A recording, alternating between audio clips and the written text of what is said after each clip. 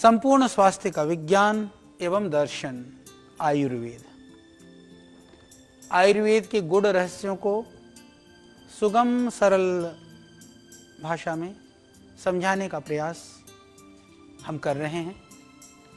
हम बात कर रहे हैं कि किस तरह से आयुर्वेद हमारे जीवन के लिए जरूरी है, महत्वपूर्ण है, या आयुर्वेद के हिसाब से रोग क्या है, कारण क्या है, बचाव के उपाय क्या हैं, चिकित्सा क्या है, इन सब के ऊपर हम चर्चा करेंगे, बात करेंगे। तो आज हम बात करने वाले हैं कि प्राचीन काल में जो रोगों के कारण ऋषियों ने माने थे, या अभी जो वर्तमान में जो रोगों के कारण माने गए हैं आधुनिक चिकित्सा विज्ञान के अंदर, या जो उसके बचाव के लिए जो कारण माने गए हैं, उसकी हम थोड़ी सी तुलनात्मक चिंतन करते हैं, थोड़ी सी बात करते हैं। तो आप देखेंगे कि जो आजकल जो मॉडर्न मेडिकल साइंस है, उसके अंदर रोग उत्पत्ति के लिए उन्होंने 7 कारण माने हैं। तो 7 कारण में सबसे पहला कारण मानते हैं वो आनुवांशिक जो रोग हैं, जो जेनेटिक डिजीज हैं, तो ये एक मुख्य कारण माना जाता है। तो आगे हम इसकी चर्चा करेंगे। तो जेनेटिक डिजीज के ऊपर आयुर्वेद में भी बहुत पहले से ही बहुत ही वर्णन है। दूसरा कारण ये मानते हैं जो जीवाणु एवं विषाणुजन्य रोग, कि जैसे आप देख रहे हैं बैक्टीरियल और वायरल डिजीज। बैक्टीरियल डिजीज की बात आती है जो डेंगू, चिकनगुनिया आदि टाइप में, वायरल में अभी आप देख रहे हैं कि ये कोरोना जैसे कोविड-19 का जैसा महामारी जैसे फैल रही है, ये बार बार इस तरह के जो रोग होते हैं। दूसरा कारण वो माना गया है। तीसरा कारण माना गया है कि पर्यावरण का जो दुष्प्रभाव से उत्पन्न रोग, यानी कि पर्यावरण को हमने गड़बड़ कर दिया, कार्बन वगैरह की वृद्धि हो गई, वातावरण प्रदूषित हो गया, वायु जल आदि जो प्रदूषित हो गया, तो जो इन्वायरमेंटल जो डिजीज हैं, तो इन्वायरमेंटल कारण से जो डिजीज पैदा होती है, वो कारण मुख्य कारण माना गया। चौथा जो माना गया, दोषपूर्ण जीवन शैली और तनाव से उत्पन्न रोग, यानी कि हमारा जीवन शैली, हमारी दिनचर्या, हमारे अवसाद, जिसको लाइफ स्टाइल डिजीज बोलते हैं। तो जो सबसे ज़्यादा जो आज दोषपूर्ण जीवन शैली से उत्पन्न होने वाले रोगों की महामारी, जैसे डायबिटीज़ है, बीपी है, इस तरह को हम लोग लाइफस्टाइल डिजीज मानते हैं। इसी तरह से जो दूसरा कारण है कि जैसे जो नशाजन्य रोग, कि आदमी विविध तरह की नशा कर करके, विविध तरह के अभक्ष्य अपथ्य का सेवन कर करके जो बीमार होता है, वो नशाजन्य रोग को 5वां कारण माना गया है। और छठा कारण माना गया है कि ये बड़ा कारण माना गया है, रोग के कारण से रोग, यानी पहले कोई बीमारी हो गई, वो बीमारी बिगड़ गई, यानी पहले गैस्ट्रिक ट्रबल हो गया, इंडाइजेशन हो गया, एसिडिटी बनने लगी तो रोग बिगड़ गया, तो क्या हो गया, अल्सर हो गया। यदि इंडाइजेशन हो गया, कॉन्स्टिपेशन हो गया, बिगड़ गया, तो क्या हो गया, पाइल्स की शिकायत हो गई। इस तरह से यानी कि रोग के उपद्रव के कारण से बीमारियां, जो उसकी कॉम्प्लिकेशंस की वजह से रोग पैदा होना। और इंटरेस्टिंग कहानी ये है कि ये यहाँ तक तो ठीक है, हम आयुर्वेद से इनको जोड़ सकते हैं, पर दूसरा जो 7वां कारण गिनाया गया है, दवाओं के दुष्प्रभाव से पैदा होने वाला रोग, मेडिसिन का साइड इफेक्ट की वजह से डिजीज पैदा हो जाना, ये आयुर्वेद में कभी देखा नहीं गया था। आयुर्वेद में इस तरह के कोई भी वर्णन नहीं। हाँ, विष का दुष्प्रभाव का तो कहा गया है, पर मेडिसिन का दुष्प्रभाव के इस तरह के वर्णन नहीं था। तो ये 7 कारण रोग के कारण एलोपैथिक के हिसाब से, मॉडर्न सिस्टम के हिसाब से माना गया है। तो इसमें इन सारे रोगों के, ये सारे लक्षणों के लिए, इन बीमारियों के लिए जो इसकी पूरी जो निदान जिसको बोलते हैं, निदान का मतलब चिकित्सा नहीं होता है, निदान का होता है डायग्नोसिस, कि उसका परीक्षण, उस परीक्षण के साथ साथ में पूरी उपचार की व्यवस्था हमारे ऋषियों को वैदिक काल से पता था। हमारे प्राचीन काल में इन सब का वर्णन है, क्योंकि मैं इसको आधुनिक चिकित्सा विज्ञान के साथ में प्राचीन काल की हमारी जो ऋषियों की विधा है उसको जोड़ने का प्रयास कर रहा हूँ, क्योंकि हम इसको समझ लें कि आयुर्वेद के विज्ञान को समझने के लिए भी थोड़ा सा आप मॉडर्न मेडिकल साइंस को समझेंगे, तो यदि आप उसको देखेंगे तो मैं ये भी उसको कोरिलेट करने का भी प्रयास कर रहा हूँ। जो आज का जो आधुनिक चिकित्सा विज्ञान है, मॉडर्न मेडिकल साइंस है, उसमें विशेष कर करके अभी जो 7 क्षेत्रों में जैसे 7 कारण गिनाए गए हैं, तो वो 7 क्षेत्रों में विशेष रूप से काम भी कर रहा है। हम ये भी कह सकते हैं कि जो मॉडर्न मेडिकल साइंस है, उसका जो लक्ष्य है, वो 7 उसके मुख्य लक्ष्य हैं। तो वो जो उन रोगों के लिए, जैसे रोग के 7 कारण हो गए, कारण बीच में बीमारी, उसके समाधान, 7 कारण, सारी बीमारी, 7 समाधान। तो अब मैं बात कर रहा हूं 7 समाधान यानी 7 लक्ष्य। तो उसमें से जो पहला लक्ष्य है वह है, जिसको हम बोलते हैं प्राथमिक रोकथाम यानी प्राइमरी प्रिवेंशन। सबसे पहला काम है, यानी रोग हो तो होने से, हमारा तो आयुर्वेद तो उससे पहले की बात करता है, यहाँ प्राथमिक रोकथाम की बात पहले की जाती है, पर आयुर्वेद हमारा कहता है स्वस्थ से स्वास्थ्य रक्षणम, यानी प्राथमिक रोकथाम की नौबत भी ना आए, रोग होने से पहले ही रोग का शमन हो जाए। ये दुनिया में कोई दूसरी पैथी नहीं कहती है। देखो, बीमार होकर के औषधि का सेवन करना मेरे भाई, यह एक मजबूरी है, क्योंकि उसके बिना फिर हम जीवन कैसे चला पाएंगे। पर यदि हम बीमार न हो, इसके लिए उपाय करें, तो ये हमारी विशेषता होगी। तो ये विधा कि कोई व्यक्ति रोगी ही ना हो, ये कोई पैथी बात नहीं करता है। सिर्फ और सिर्फ योग और आयुर्वेद यानी हमारी ऋषियों की विधा ही इसकी बात करती है। तो विविध तरह के जो भोजन है, विविध तरह की दिनचर्या है, विविध तरह की सावधानी है, विविध तरह की क्रियाएं हैं, इनका जितना गहनता के साथ में, जितनी गहराई के साथ में, जितनी वैज्ञानिकता के साथ में हमारे शास्त्रों में वर्णन है, वह अन्यत्र नहीं है। तो मेरी बात को आप सुने। तो इसीलिए एलोपैथिक शुरू होता है प्राइमरी प्रिवेंशन से, हम शुरू होता है स्वस्थ से स्वस्थ रक्षणम से। तो फर्क यही है। तो पहले प्राइमरी जो प्रिवेंशन है, फिर उसके बाद दूसरा आता है सेकेंडरी प्रिवेंशन यानी द्वितीयक रोकथाम, प्राथमिक के साथ में। फिर प्राथमिक लेवल पर हम नहीं कर पाए तो हम दूसरे लेवल पर करें। तो सेकेंडरी प्रिवेंशन के अंदर 2 चीज आती हैं, एक तो सेकेंडरी प्रिवेंशन हो गया, फिर तीसरा आता है हम कंट्रोल करें, यानी कि उसके बाद सेकेंडरी में भी नहीं हुआ, वैसे ही ठीक नहीं हुआ, तो अब कंट्रोल करने के उपाय करें। जैसे अभी प्राइमरी प्रिवेंशन हो गया, एक तरफ से लॉकडाउन कर दिया।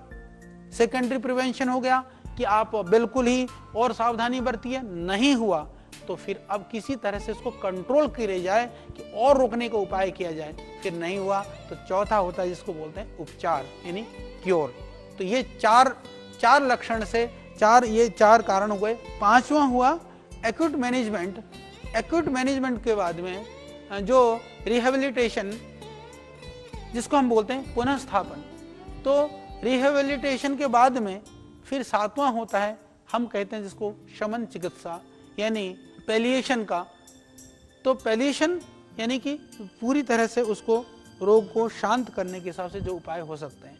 यदि मैं बात करूं कि यदि हम चिकित्सा के इन 7 क्षेत्रों को जो आधुनिक चिकित्सा विज्ञान में जो इन लोगों ने जो लक्ष्य रखे हैं, उन लक्ष्यों को यदि मैं बात करूं, आयुर्वेद जो हमारी परंपरागत चिकित्सा है, योग की बात है, प्राकृतिक चिकित्सा है, यदि हम इसको बहुत ही तुलनात्मक और गहरे रूप में यदि हम अध्ययन करते हैं तो निश्चित रूप से हम इस निष्कर्ष पर पहुंचते हैं कि इसमें जो हमारी प्राचीन पद्धतियां हैं वो कहीं ना कहीं आगे से, मॉडर्न से बहुत आगे हैं। सिर्फ एक ही चीज़ में मैं फिर बार बार कहना चाहूँगा, मॉडर्न सिर्फ एक चीज़ में आगे है, वो है एक्यूट मैनेजमेंट। वहाँ आज हम पिछड़े हुए हैं। आयुर्वेद में कहीं एकदम एक्सीडेंट हो गया, सर फूट गया, हाथ पैर टूट गए, क्षमा करिएगा, तो सबको एलोपैथिक चिकित्सा ही करनी पड़ेगी। आयुर्वेद में एकदम सर्जरी की वो व्यवस्था नहीं है, एक्यूट मैनेजमेंट नहीं है। हालांकि मैं एक बात और कहना चाहता हूं कि जो एक्यूट मैनेजमेंट में जितने भी जो शल्य क्रियाएं आदि का प्रयोग होता है वो कोई पैथी नहीं है, क्योंकि हमारे चरक आदि जो सुश्रुत आदि जो ऋषियों ने प्राचीन काल में जिस शल्य की बात की है, जो आज भी शल्य के जो जनक हैं, भीष्म पितामह हैं, वो ऋषि चरक को मानती है पूरी दुनिया। विदेशों में भी, यूरोप आदि कंट्री में भी जहाँ भी सर्जरी की बात होती है तो पहले वो चरक को ही स्मरण, सुश्रुत को ही स्मरण करते हैं। तो मैं ये निवेदन करना चाहता हूँ कि शल्य एक क्रिया है। शल्य तो हम भी करते हैं, हमारे आयुर्वेद में भी सर्जरी होती है।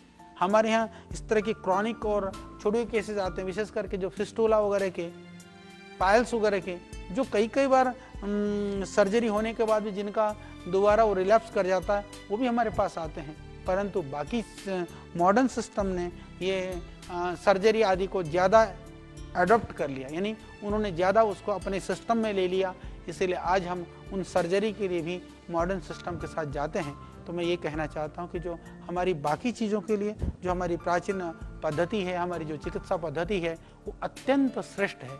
अब मैं इसके विषय में थोड़ा सा मैं चर्चा करूँगा, थोड़ी सी बात बताने का प्रयास करूँगा। तो पहले लेवल पर जैसे हम बात कर रहे थे कि प्राथमिक जो रोकथाम है, जो प्राइमरी प्रिवेंशन है, प्राइमरी प्रिवेंशन का जो लक्ष्य होता है कि किस तरह से रोगी होने से बचाया जाए।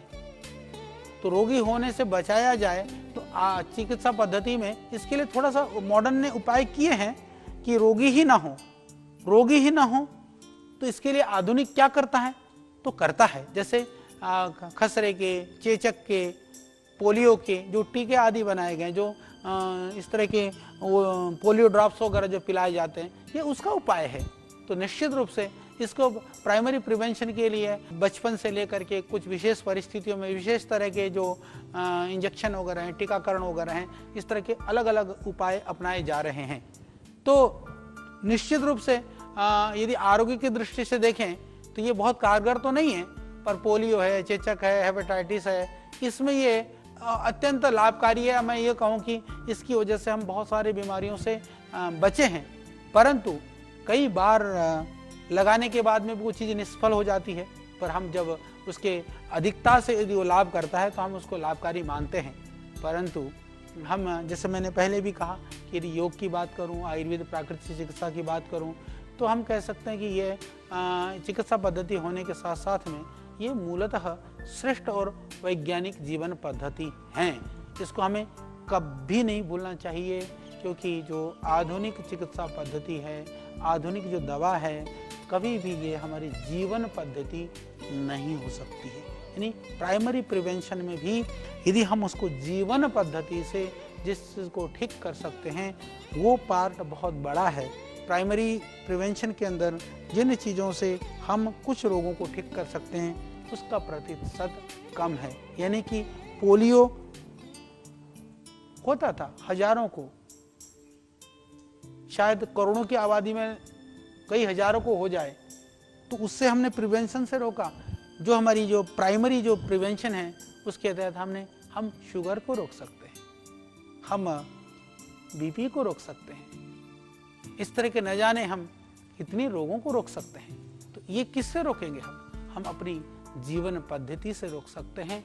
इसीलिए जो व्यक्ति प्रतिदिन योगाभ्यास करेगा, आयुर्वेद में बताए गए जैसे हम प्रतिदिन बताते हैं, श्रद्धेय स्वामी जी हर रोज बोलते हैं कि आंवला का सेवन करिए, गिलोय का सेवन करिए, तुलसी का सेवन करिए, पतंजलि के आंवला जूस और घृत कुमारी सोरस, इसमें भी मैं बताना चाहता हूँ, भारतवर्ष में सबसे पहले आंवले का जूस पतंजलि ने शुरू किया। घृत कुमारी जैसा जो एलोवेरा जूस भी विदेशों से आता था, हम लोगों ने देखा कि वो इतना महंगा आता था उस समय पर। आज मुझे याद है करीबन ये 8-10 साल पहले की बात है, उस समय पर 1200-1300 रुपये लीटर एलोवेरा का जूस हिंदुस्तान में बिकता था। जब पतंजलि ने शुरू करा, उन कंपनियों का जूस जो 1200-1300 रुपये वाले आज 200-250 रुपये में आ गए। तो मैं इसलिए बताना चाहता हूँ कि हमारा लक्ष्य, कई बार लोग कहते हैं कि बाबा जी आप तो बिजनेस कर रहे हैं, हमें खुशी है कि यदि हमारे जन सेवा के इस अभियान को आपको व्यापार लगता है, तो इस व्यापार को करने में हमें बहुत प्रसन्नता है। और दूसरी बात मैं ये भी निवेदन करना चाहता हूँ कि कई लोग कहते हैं कि अभी महामारी फैल रहा है तो सब दान कर दो, सब कुछ फ्री में बांट दो। मैं एक बात निवेदन करना चाहता हूँ कि जो कुछ भी आया है वह साधन के रूप में जब होगा ही नहीं, सारे बांट देंगे, कल बनाने के लिए रॉ मटेरियल कहाँ से आएगा, पैकेजिंग चीज़ें कहाँ से आएंगी, बनेंगे कैसे? प्रति माह आज हमारे पास करीबन 30,000 के लगभग कर्मयोगी भाई बहन काम करते हैं। भगवान ने यदि डायरेक्ट इनडायरेक्ट देखें तो लाखों परिवार आज जो पतंजलि के आश्रय लेकर के जिनका परिवार का जीवन का निर्वहन हो रहा है, क्या उनका जीवन चलाना, उनको वेतन आदि से पारिश्रमिक दे करके उनको जीवन में आगे बढ़ाना, क्या ये सेवा का कार्य नहीं है? यदि मैं इसको गणना करूं तो मेरे को पता है कि लगभग 1 करोड़ से ज़्यादा लोग, यानी कि उसको 1 करोड़ यदि हम पतंजलि जैसी संस्थाएं हिंदुस्तान में यदि 100 संस्थाएं भी हो जाएं तो देश में कोई बेरोजगारी ना रहे, कोई अभाव न रहे, कोई गरीबी न रहे। तो इसीलिए साधन की आवश्यकता है, आप इसको समझिए। इसके अतिरिक्त हमारा कोई प्रयोजन नहीं है। तो हम प्रतिदिन आंवला, गिलोय, तुलसी, घृतकुमारी, इन सब औषधियों के सेवन की बात करते रहते हैं। जीवनीय शक्ति बढ़ाने के लिए हम अश्वगंधा की बात करते हैं, जीवनीय शक्ति बढ़ाने के लिए शिलाजीत की हम बात करते रहते हैं। तो आप प्राकृतिक जीवन शैली को अपनाएंगे, इन सारी चीज़ों को करेंगे तो हम कह सकते हैं, देखिए 1% तो भगवान के लिए छोड़ दीजिए, कुछ प्रतिशत आकस्मिक जो दुर्घटनाएं होती हैं उनके लिए छोड़ दीजिए, पर सारी चीज़ों के लिए 10% भी छोड़ दें तो 90% तो हम रोगों से बच ही सकते हैं। क्या ये कम बड़ी बात है? दुनिया के बड़े बड़े साइंटिस्ट कहते हैं यदि आप सावधानी बरतें तो कैंसर जैसी बीमारी से भी आप 70% बच सकते हैं। ये बहुत बड़ी बात है। तो इसीलिए आज नहीं तो कल पूरी दुनिया को अंततोगत्वा इसी मार्ग पर ही लौटना पड़ेगा। योग, आयुर्वेद, प्राकृतिक चिकित्सा पद्धतियाँ, जड़ी बूटियाँ, बढ़िया दिनचर्या, हमारी जो सामाजिक पारिवारिक पद्धतियाँ, मान्यताएं, अवधारणाएं, इनको हमको अपनाना ही पड़ेगा। हम चाहे राजी राजी इस ओर लौटें, चाहे हम लुट-पिट करके लौटें, आना तो मेरे भाई हमको यहीं पड़ेगा। क्योंकि हमको यदि हम अपने ऋषियों के अनुसार, उनकी बातों के अनुसार जीवन जीते हैं तो हमारे शरीर की एक एक कोशिका, यानी जो हमारा सेल है या पूरा शरीर तंत्र, जो कंप्लीट जो बॉडी सिस्टम है, पूरी तरह से मैं कह सकता हूँ कि वो नियंत्रित हो सकता है, संतुलित रह सकता है। और आदमी दीर्घायु तो होगा ही होगा, शतायु भी होगा, और शतायु होने के साथ साथ में वह, मैं कहता हूँ कि वो मृत्युंजयी भी हो सकता है। यानी कि बहुत क्रिटिकल स्थिति के बिना वो कभी भी मरेगा नहीं। तो इसीलिए हमारे यहाँ प्राण की साधना, प्राणायाम, और इसी को फिर हमने कहा कि ब्रह्म की उपासना, साधना, यूं कहे कि ब्रह्मचर्य से मृत्यु के भी पार जाने की प्रक्रिया हमारे ऋषियों ने, हमारे पूर्वजों ने हमें बताई थी। आज की भागम भाग की जिंदगी में, आज की ये तनाव भरे माहौल में, आज तो पहले जब हम मैं देखता हूँ बहुत सारे भाई बहनों को, पहले कहते थे कि समय नहीं है, समय था ही नहीं किसी के पास। अब कहते हैं समय कटता ही नहीं है। तो या तो कभी होता नहीं है या तो कभी कटता ही नहीं है। पहले कहा जाता था कि हमारे को अपने बच्चों के साथ, अपने परिवार के साथ हमको रहने के लिए फुर्सत ही नहीं है। अब कहते जी रुका ही नहीं जा रहा है, झगड़ा हो रहा है, घर में कोलाहल हो रहा है, एक दूसरे के ऊपर गुत्थम गुत्था हो रहे हैं, तो हम कैसे जिएंगे? हम शायद जीवन को नहीं जी रहे हैं। जीवन की विषमताओं को, जीवन के संघर्षों से भागने के लिए हम बहाना तलाश रहे हैं। पर जो हमारी परंपराओं के हिसाब से जिएगा, योग आयुर्वेद की परंपरा में ऋषियों ने जो हमारे लिए कहा है, हमारी जो एक एक मृत्यु के पार जाने की जो प्रक्रियाओं को भी जो बातें बताई हैं, शरीर की जो हमारी एक एक जो कोशिका है, हमारी शरीर के अंदर जो ऊतक है, आंतरिक जो अवयव हैं, लेकर के जो पूरे शरीर तंत्र के अंदर में जो सब कुछ जो क्षरण हो रहा है, उसको योग आयुर्वेद प्राकृतिक जो चिकित्सा है, उससे हम जो डिजनरेशन हो रहा है पूरा, उसको हम रोक सकते हैं। और हमारी एक एक कोशिका का जो रिसेप्टर है, जो स्टेमिनर जीन्स हैं, जितने भी जो क्रोमोजोम्स हैं, जो डीएनए है, इन सब को, यानी कि हम अपने सेल से लेकर के, अपने डीएनए से लेकर के क्रोमोजोम्स तक की सारी चीज़ को हम उनको, उसकी शक्ति को बढ़ा सकते हैं, उसको शुद्धि कर सकते हैं, उसको संतुलन प्रदान कर सकते हैं। या मैं ये कहूँ कि उसका जो मूल स्वभाव है, जो उसका जो स्वरूप है, जो उसका जो स्वाभाविक स्वरूप है, हम उसमें सुरक्षित रख सकते हैं। तो मैं आपसे निवेदन करता हूँ कि हम व्यक्ति को जो है, जो जनरेशन से, लाइफ स्टाइल डिजीज से, स्ट्रेस से, और जो ड्रग और एडिक्शन है उसका, और ये सब नशा से लेकर के, वासना से लेकर के, विकारों से लेकर के, दोषों से लेकर के, इन सब चीज़ों से बचा करके हम आपको ऊर्जावान बना सकते हैं, पूर्णतः उत्पादक क्षमता को बढ़ा सकते हैं। और मैं कहता हूँ कि योग और आयुर्वेद से तो हम बुढ़ापा और मृत्यु से भी बच सकते हैं मेरे भाई। दूसरा कोई उपाय नहीं है। बुढ़ापा में आप देखिए, जो योग कर रहे हैं, जो साधना कर रहे हैं, उनका शरीर ठीक है। जो नहीं कर रहे हैं वो आप देखेंगे कि वो विविध रोगों से ग्रसित है। तो तो अच्छा है कि जब शरीर ठीक है, हम चलते फिरते स्थिति में हैं, तो हम आयुर्वेद का पालन करें। तो इसीलिए तो आयुर्वेद कहता है, मैं बार बार इस बात को दोहराऊंगा, प्रयोजनम चास्य स्वस्थ से स्वास्थ्य रक्षणम मातुरस्य विकार प्रशमनम च। ये जो चरक ऋषि का जो कथन है, ये जो वाक्य है, ये हमको हमेशा याद रखना चाहिए कि आयुर्वेद का प्रयोजन है, रोग से बचा करके रखना है। रोग से बचना है तो आयुर्वेद के शरण में आओ, बीमार होकर के नहीं। दुर्भाग्य से आज हमारे पास चिकित्सालय में रोगी आते हैं, लोग आते हैं, वो क्या कहते हैं? कहते हैं आचार्य जी सब जगह जा लिया, ठीक नहीं हुआ, अब इसको बचा लो। लास्ट टाइम पर जब उसके प्राण निकलने को होते हैं तब वो आयुर्वेद की तरफ लौटते हैं। देखिए, हम रोगों की चिकित्सा कर सकते हैं, मृत्यु की चिकित्सा नहीं कर सकते हैं। इसलिए मैं निवेदन करता हूँ कि उस स्थिति में पहुँचने से पहले, यानी आयुर्वेद का जो प्रयोजन है कि स्वस्थ से स्वास्थ्य रक्षणम, कि हमारे को रोगों से बचा करके रखना है, हमारा प्रयोजन है, हम रोगों से बचा करके आपको रखना चाहते हैं। तो आइए, इसके लिए हमारा साथ दीजिए। आप प्रतिदिन श्रद्धेय स्वामी जी सुबह शाम दिन भर योग को लेकर के दिन रात आपको सिखा रहे हैं। टेलीविज़न के माध्यम से, आज सोशल मीडिया के माध्यम से हम भी रात दिन आपके लिए आयुर्वेद का गीत गाते रहते हैं। यदि मान लीजिए कि हम आयुर्वेद की बात बता रहे हैं, श्रद्धेय स्वामी जी योग की बात बता रहे हैं, यदि आप योग को अपनाते हैं, यदि आप आयुर्वेद को अपनाते हैं, तो उससे हमको क्या लाभ? नहीं, हमको लाभ है। यदि आप स्वस्थ रहेंगे, हमको प्रसन्नता मिलेगी, हमको यही लाभ है। इसीलिए हम चाहते हैं कि आप स्वस्थ रहें। इसीलिए हमारे ऋषियों ने स्वस्थ व्रत की बात की, ऋतुचर्या की बात करी, दिनचर्या की बात करी। ये सब जो विधान किया गया शास्त्रों में, इसीलिए तो किया गया है। ये कोई हमारा वो नहीं है, यहाँ हमारा बनाया हुआ नहीं है, ये हमारी विधा नहीं है, ये हमारा कोई हमने कल्पनाएं की नहीं है। ये हमारे ऋषियों ने इतना तप किया, पुरुषार्थ किया, वर्षों तक जिन ऋषियों ने अपने जीवन को खपा दिया, न जाने जो सहस्र ऋषियों ने जो अपने को खपा करके, अनुसंधान करके, जीवन लगा करके जो विधा हमको आज सहज रूप से दिया है, हम इसको इतने हल्के में ना लें।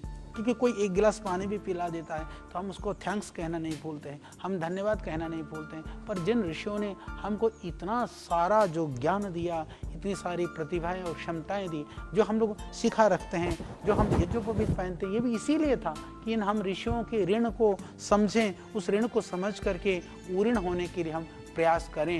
ये बहुत ज़रूरी है। और जहाँ तक बात है वंशानुगत रोगों की बात है, तो जेनेटिक अनुवांशिक जो रोग हैं उसमें उच्च रक्तचाप है, अस्थमा है, गठिया है, इन लोगों को भी बहुत पूरी तरह से रोग मुक्त हुए हैं। बहुत सारे रोग होते हैं यहाँ आकर के, तो जिन लोगों को जेनेटिक रोग होने की संभावना है उनको भी रोगग्रस्त होने से बचाया जा सकता है मेरे भाई, योग और आयुर्वेद के माध्यम से। चिकित्सा विज्ञान की दृष्टि से ये हमारा बहुत बड़ा अनुभव है, उपलब्धि है। हमारे 1500 से ज़्यादा चिकित्सक आज इस कार्य में लगे हुए हैं।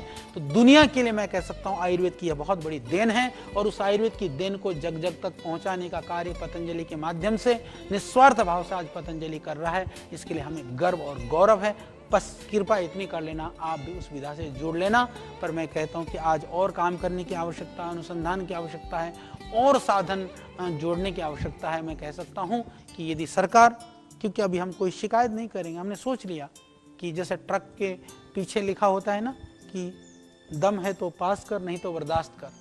तो दम होगा तो हमें पास करना है, लक्ष्य को प्राप्त करना है, हमें किसी की शिकायत नहीं करनी है। पर हम आपसे सहयोग की अपेक्षा जरूर करते हैं। तो आप सहयोग कैसे कर सकते हैं? साधन से कर सकते हैं, धन से कर सकते हैं, दान से कर सकते हैं, और कुछ नहीं कर सकते तो मेरे भाई अपने दिनचर्या को ठीक करके योग आयुर्वेद को अपना करके कर सकते हैं। तो आप अपने लिए न सही, अपने पारिवारिक जनों के लिए तो इस योग और आयुर्वेद को अपना लो। आप अपने लिए न सही, हमारे लिए ही सही कर लो।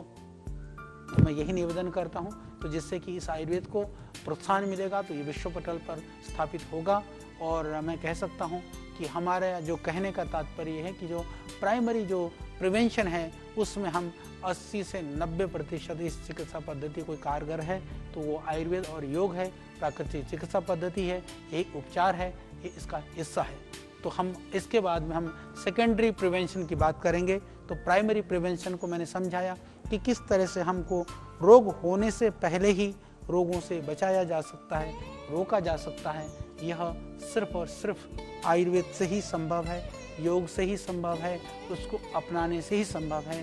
तो आइए हम आयुर्वेद की चर्चा नहीं, आयुर्वेद की कथा नहीं, आयुर्वेद का आचरण, आयुर्वेद को अपने जीवन में उतारने का संकल्प लें। और हमारा सौभाग्य है, आपकी नई पीढ़ी का सौभाग्य है, श्रद्धेय स्वामी जी जैसे व्यक्तित्व इस समय हमारे इस देश में हैं और पतंजलि जैसी संस्थाएं आपकी सेवा के लिए, चाहे कितनी भी प्रतिकूलताएं हों, कितने भी संघर्ष हो, पर हम पूरी जी जान से जुटे हुए हैं। तो आइए तो हम प्राइमरी प्रिवेंशन यानी पहले लेवल पर, प्राथमिक लेवल पर ही इन रोगों को बढ़ने से रोक सकें, समूल समाप्त कर सकें। तो कल हम चर्चा करेंगे सेकेंडरी प्रिवेंशन के ऊपर, द्वितीय रोकथाम के ऊपर। तब तक आप संकल्प लीजिए, योग और आयुर्वेद को आज से ही करना शुरू कर दीजिए। धन्यवाद।